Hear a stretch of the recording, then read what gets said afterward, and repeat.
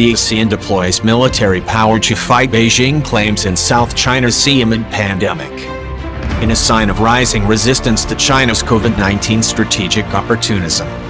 The typically tight-lipped Association of Southeast Asian Nations, Asean, bloc has articulated a tougher stance on intensifying South China Sea disputes.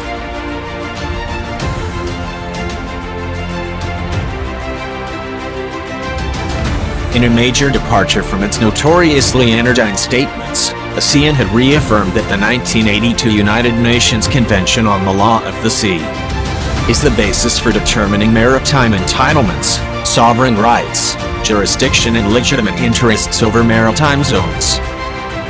It marks the first time that the regional body has explicitly identified the United Nations Convention on the Law of the Sea as the sole legal basis to resolve maritime and territorial disputes in the region.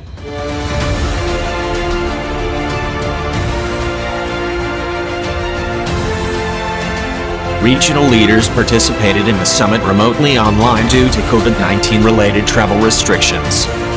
Malaysia, Vietnam, Indonesia and the Philippines all have disputes with China in the contested maritime area. Taiwan is also a rival claimant but is not a member of ASEAN. The regional body referred to international law more vaguely as a basis to manage the disputes, never ruling out alternative principles and mechanisms to address the issue. By all accounts, China prefers a negotiated agreement that does not rely on United Nations Convention on the Law of the Sea.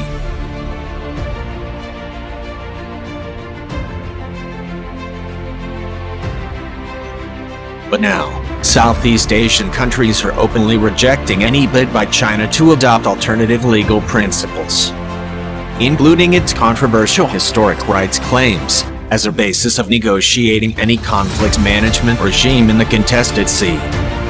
The bloc's shift is likely due to the determined efforts of current rotating chairman Vietnam, which has sought to mobilize regional unity on the disputes despite the pandemic's disruption to holding regional summits.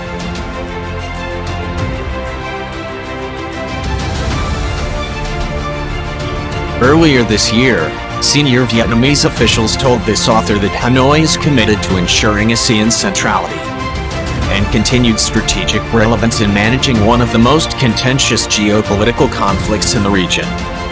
We have to work with everybody towards an optimal consensus. Ambassador Pham Quang Vinh, former Vietnamese envoy to Washington and a current advisor on the country's ASEAN chairmanship.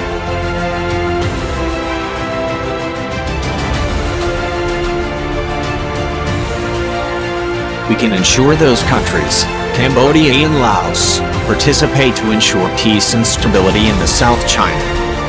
When asked about Beijing's sway over smaller ASEAN members with no direct stake in the South China Sea disputes, the senior diplomat, who served as Vietnamese ambassador to the U.S. until 2018, also underscored the continued importance of ASEAN's cooperation, stating how generally we agree that the U.S. is important for this region. In terms of security and prosperity, we need the U.S. to engage different ASEAN mechanisms since ASEAN is as strong as how it is engaged by major powers.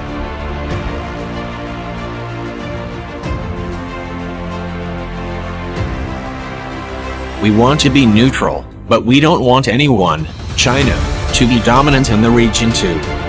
When asked about how Vietnam will balance its national interest with its role as the chairman of ASEAN amid intensified US-China rivalry, long exasperated by ASEAN's perceived acquiescence to China, the U.S. President Donald Trump's administration warmly welcomed ASEAN's latest statement on the South China Sea.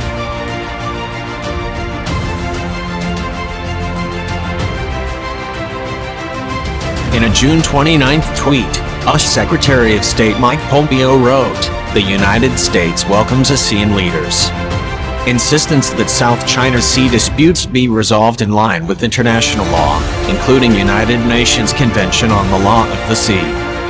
China cannot be allowed to treat the South China Sea as its maritime empire. We will have more to say on this topic soon."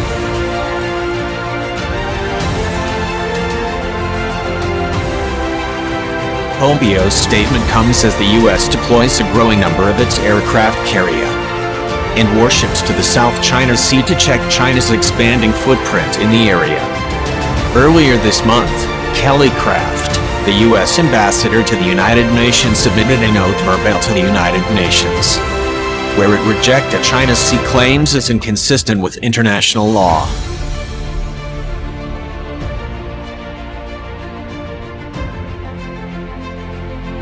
The U.S. objects to China's claim to historic rights in the South China Sea to the extent that claim exceeds the maritime entitlements that China could assert consistent with international law as reflected in the United Nations Convention on the Law of the Sea, the U.S. submission said. In recent years, the Trump administration has actively prodded ASEAN to stand up to China over the sea disputes. Last November, David Stilwell, US Assistant Secretary of State for East Asia and the Pacific, openly called on regional states to emulate Vietnam's tough stance in the South China Sea.